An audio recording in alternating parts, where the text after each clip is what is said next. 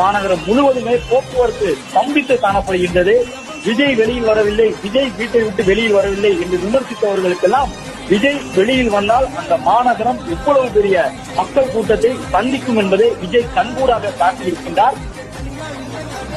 மக்கள் தானே மன்னர்களை உனக்கு காட்ட வரனா